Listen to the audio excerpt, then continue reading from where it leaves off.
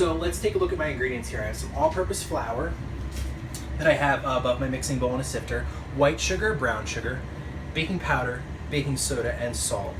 I have about 10 tablespoons of melted unsalted butter, eggs, buttermilk, a little bit of vegetable oil and vanilla, of course my blueberries, and then just a few simple ingredients to make this old-fashioned crumb topping here. Some more melted butter, some brown sugar that I've put a little bit of salt and a little bit of cinnamon in, and then some all-purpose flour. So I'll start by whisking my melted butter into my sugar just to get the sugar dissolved.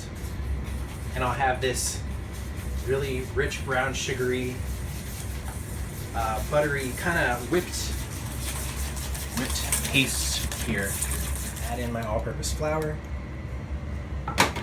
And I'll continue to use my whisk until it kind of gets too thick to use the whisk, and then I'll switch to a spatula. So I'll set this crumb aside for a moment.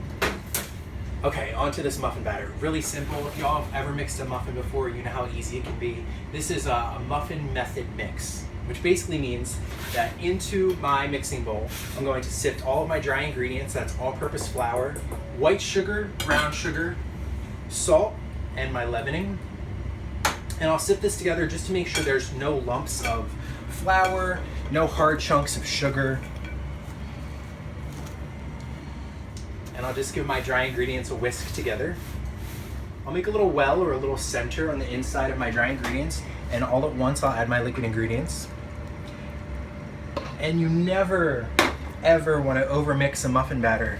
That's cardinal sin in like baking 101 is overmixing a muffin batter. So since my dry ingredients were sifted and then whisked together, they were already nice and fluffy, the dry ingredients there, and my wet ingredients were all nicely combined. So just as soon as this comes together and I really don't see any more dry ingredients or flour, I'll stop. Perfect, because I'm going to give this a few more mixes once I add in all of my blueberries. Once again, these blueberries have been frozen. That just keeps them from breaking up and mashing into a mess when I fold them into the batter.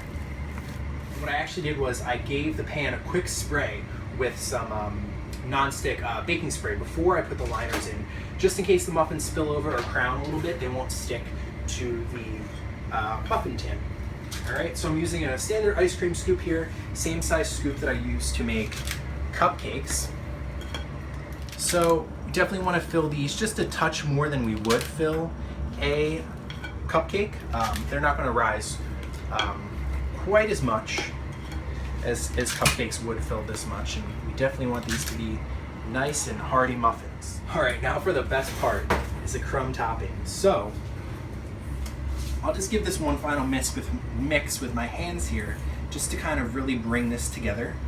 You want some smaller crumbs and some larger crumbs. This is basically a cookie dough without any egg. It's basically a very buttery cookie dough, and it's going to hold its shape in the oven, which is what I love about this crumb mixture so much, is that it doesn't kind of just melt into whatever you're baking it on and turn into nothing like will sometimes happen. So I like to take a good handful and push it on top. And this is definitely not a neat process, so don't be afraid to get a little messy with this here. They're gonna look amazing once they're baked. And when you're testing these, you want a toothpick or a skewer to come out fairly clean. You may have to kind of nudge the crumbs to the side a little bit to get to the actual muffin part, or the batter, just to make sure that they are done. So my oven's preheated to 375, and these should only take about 20 minutes to bake,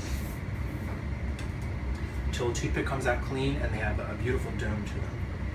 So, into the oven they go. All right. So these actually took 25 minutes to bake, and you can see they look so scrumptious. I can't wait to dig into them. They look nice and rustic. I love the crackly tops that the crumb adds. So after about 10 minutes, I'll take them out of the pan, and then they're gonna be ready for breakfast, for afternoon coffee. And if you want the recipe for these irresistible blueberry muffins, head on over to my website, bakingwithdan.com. Thanks for watching, happy baking, and until next time, stay sweet.